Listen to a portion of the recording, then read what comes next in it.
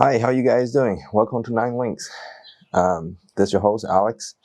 Today we're going to talk about, well, let me first give you an update on the white champaga that I moved outside the other day. And look, I told you about the leaves, how fast they recover, right? And just look at the leaves. They already recovered. There are quite a few leaves in here, and they're already green. There's small pest problems, but I took care of it. Just minor spider mites out here.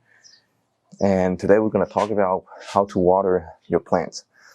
Before we begin to talk about how to water your plants, here are three things I want you to aware of first. Potting mix, type of plant, and weather. Okay. Now there are a lot of guidelines on the internet telling you how to water, how to check the water of your water level of your soils and stuff. I typically don't like those advices. Here's why. There's one advice saying that if you want to know how dry your soil is, you stick some kind of pencil or some kind of wooden stick inside and see how wet it is. I don't advise that because you're not gonna stick into your plants every time you want to water. You're gonna make a lot of damage to the roots. You stick it in every time. Imagine how many holes you're gonna make over a period of time. The second one is stick your finger in there and dig up a small amount of soil and squeeze it and see how good they are. If they're wet, if they're soggy, or if they're just moist. And to be honest, there is no really such scale as how do you determine is it soggy or is the soil it's moist or if it's just dry. Very subjective, okay, and it's really hard for.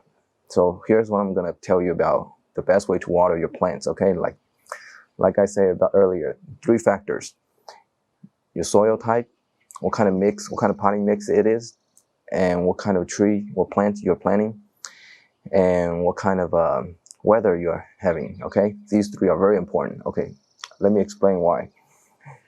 When you have a plant like white champaga, for example, it's really prefer acidic soil, but it could be any soil. Okay, so what I have on my potting mix is perlite,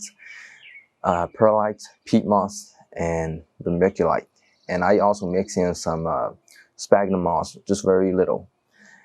So by determining the soil type, you know that some soil types are very good drainage, provide very good drainage. So that means even if you water a lot, it doesn't necessarily obtain a lot of water. And second is temperature. Temperature is very important. It's really hot out there. Like for example, right now it's about 80 degrees and it could get high as 95 today. So that tells me that I have a good soil, good potting mix, very well drained, gonna be have high temperature. And the third one is my plants, champaga drinks water a lot.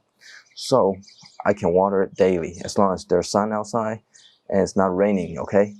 So that way I can water daily and it's still doing fine. It's doing very well actually. Watering your plants, there are these three main factors.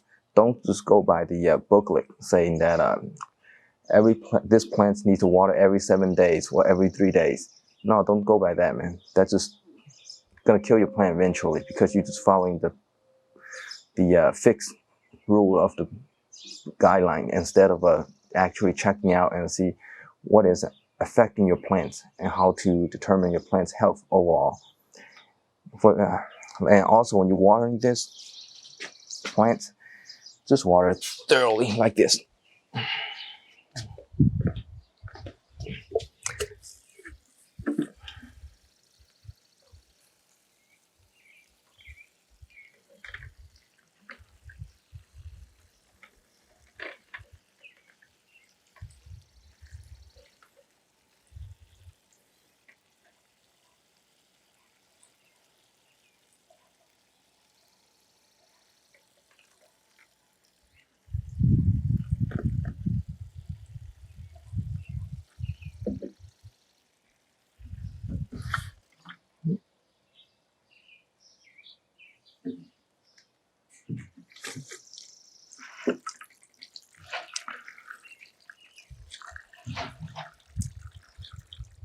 recap real quick. So when you water your plant, man, don't go by the rules, all right? Just go by what you see and where you live, and go by the because every day is different. There is no such fixed variable as when I should water it, and for a long time you kind of understand what plant needs. Okay,